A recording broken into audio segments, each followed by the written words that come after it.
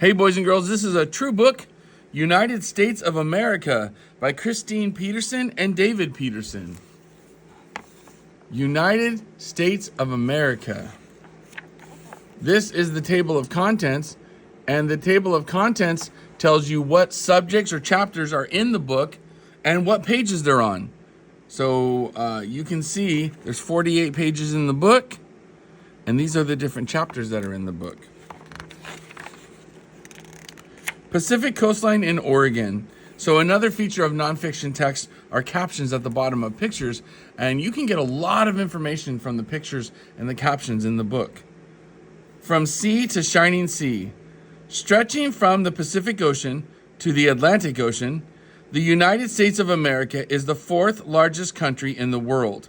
It includes a huge variety of landscapes: blue-green mountains, flowering deserts, pancake plains, sandy beaches, rocky coasts, dense forests, and these combine with vibrant cities to create a place that is home to 275 million people. The United States has many great cities, including San Francisco, left, and New York, above. Mount McKinley in Alaska, below, and Lumahe Beach in Kauai, Hawaii, right. The United States can be divided into three regions: the 48 connected states, Alaska, and Hawaii. The 48 states lie between Canada to the north and Mexico to the south. Alaska is the northern tip of North America, north and west of Canada. Hawaii is a group of islands about 2,400 miles west of California in the Pacific Ocean. The Appalachians, America's oldest mountains, run along the eastern edge of the United States. After millions of years of erosion, they are greatly worn, low, and rounded. Out west, the much younger Rocky Mountains pierce the clouds with their jagged peaks. The Rockies are the highest and longest mountain range in North America. They begin in Alaska and stretch south through Canada and the United States and end in Mexico. The spectacular Sierra Nevada runs along the western edge of the 48 states. In between these three great mountain ranges is a vast patchwork of forests, deserts, and plains. Hundreds of lakes and rivers provide water and power for people and their industries. Very little rain falls in the hot rocky deserts lying south and west of the Rockies. Death Valley in California's Mojave Desert is the hottest place and this is a picture of the Appalachian Mountains in Virginia and the Rocky Mountains in Colorado above. So the Appalachian Mountains are kind of low and rounded from erosion, and the Rocky Mountains are jagged and tall. And this is a forest in Washington, and this is Death Valley in California. This is the Great Plains, lie in the Midwest part of the United States. So this is the Great Plains. And this is the Mississippi River in Minneapolis, Minnesota. The United States with a record high of 134 degrees Fahrenheit. So this is going back to talking about Death Valley, and they had a record hot of 134 degrees. East of the Rockies spread the Great Plains. This is the nation's richest food-producing region. Corn, wheat, and other grains cover the rich soil. Cattle graze on the flat fields. America's greatest river, the Mississippi, begins in Minnesota. It flows all the way to the Gulf of Mexico. Early Americans. For millions of years, no people lived in America. Around 18,000 years ago, the Solutrean people came from Europe. Later, a second group of hardy hunters from Siberia arrived, and these were the ancestors of today's American Indians. A map showing the migration of the earliest people to arrive in North America and South America. So it looks like they came over the ice cap right here and then came down. For thousands of years, these people lived undisturbed. Then, European explorers discovered North America. A painting showing Spanish conquistador Francisco Vázquez de Coronado exploring what is now New Mexico. In 1492, Italian explorer Christopher Columbus, sailing from Spain, landed in the New World, in the Caribbean islands. Spanish conquistadors followed soon. Great Britain, France, and Holland were establishing settlements in the land that would become the United States, Canada, and Mexico. In 1607, English colonists found Jamestown, Virginia, the first permanent English settlement in America.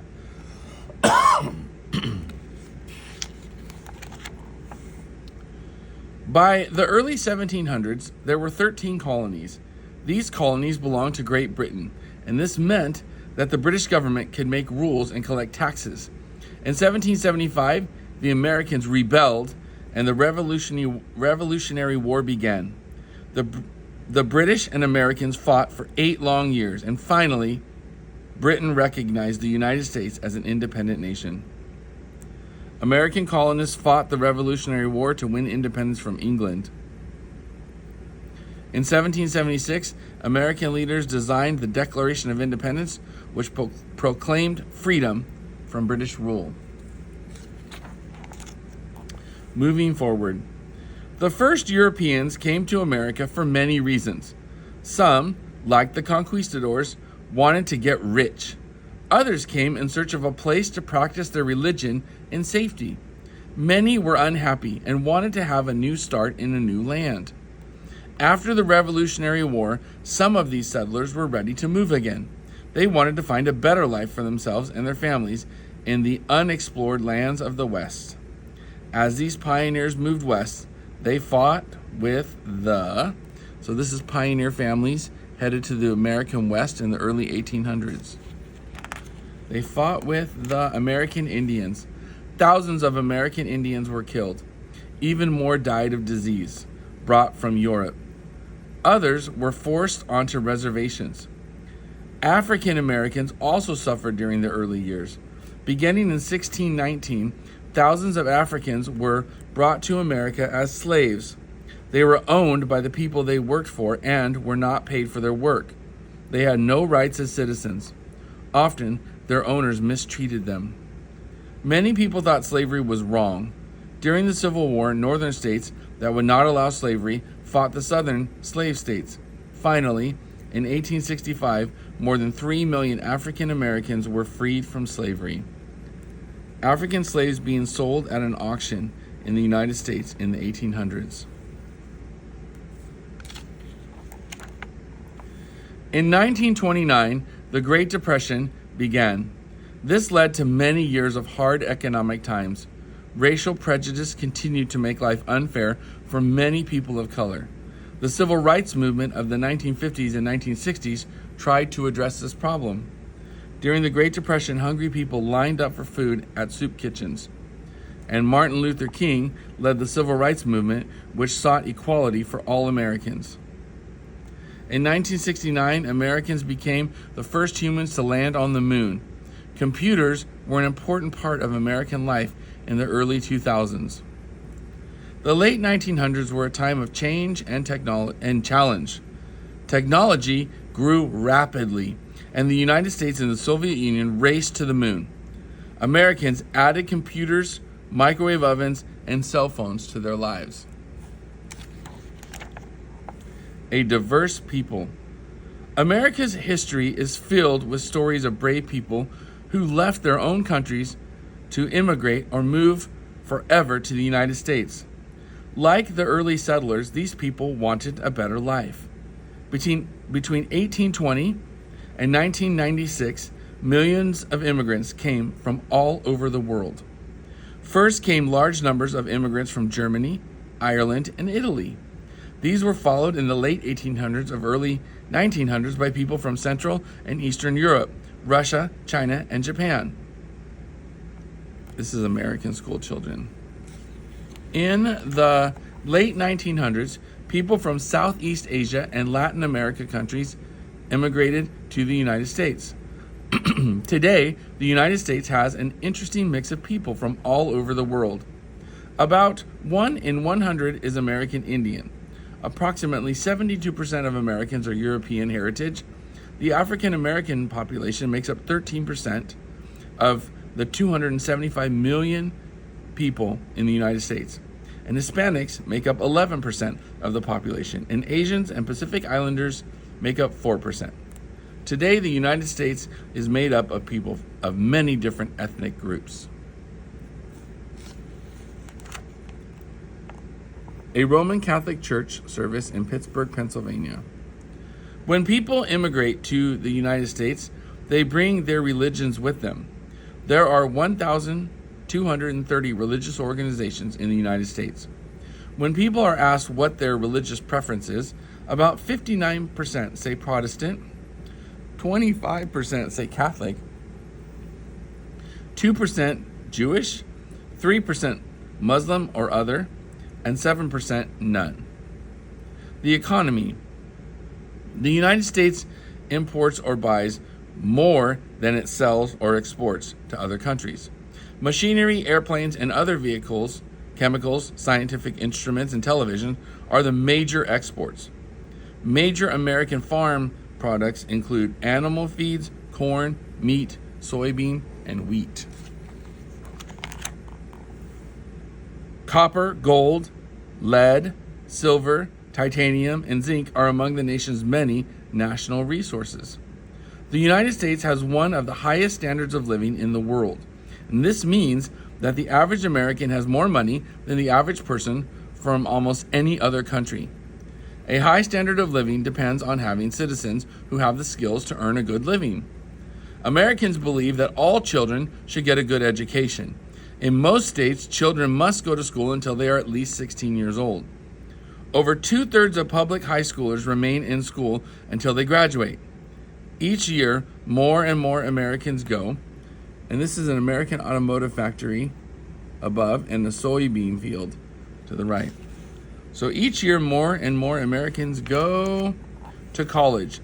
In the 1990s, more than 1 million people graduated each year. American life continues to change. A century ago, many Americans lived on farms. Now, almost everyone lives in an urban area. Harvard University is one of the nation's finest universities. Most people in the United States live in urban areas, such as Washington, D.C. above. Look at all those people. A democratic government. The United States is a democracy. Its people make the decisions about how the country is run. They elect representatives or legislators who vote for the laws and make the voice of the people heard. Washington, D.C. is the nation's capital. The federal government there has 3 branches. Congress, the legislative branch, creates the laws. The executive branch, headed by the U.S. President, carries out the laws passed by Congress. The judicial branch, headed by the Supreme Court, makes sure that people follow the laws. The division of government into these 3 branches happens at the state and local levels too. So here's the U.S. Congress, President George W. Bush, and the U.S. Supreme Court. A rich culture. The United States is often called the land of immigrants because most Americans have roots in some other country. When immigrants come to the United States, they add their traditions, celebrations, food, and language to American culture. So this is Irish dancers during the St. Patrick's Day parade in Chicago, an American Indian powwow in New Mexico, and a Chinese New Year celebration in Boston. Some kinds of music, such as African American spirituals or gospel songs, can be traced directly to an immigrant group. African Americans were also the first jazz musicians. Now, Americans of many different ethnic backgrounds, as well as musicians around the world, create and play jazz. The United States is the United States is also the birthplace of many other kinds of music, including the blues, rock and roll, rap, hip hop, and country western. This is jazz, is to the left, and country western above are two kinds of music that originated in the United States. Many popular American foods came from other countries. Mexican Americans introduced tacos and burritos. Spaghetti and pizza came from Italy. Many Americans love Chinese egg rolls. Lots of non-Irish people join Irish Americans eating corned beef and cabbage on St. Patrick's Day. Some foods that people now eat in other countries began in the United States. Native Americans showed the early settlers how to make popcorn and get syrup from maple trees. Americans became the first people to have cold cereal for breakfast when Dr. John Kellogg invented cornflakes. Americans play lots of different sports. Some of these sports, such as hockey, soccer, and rugby, began in other countries. Other sports, such as baseball, basketball, and football, were invented in the United States. The United States supports many different arts every year.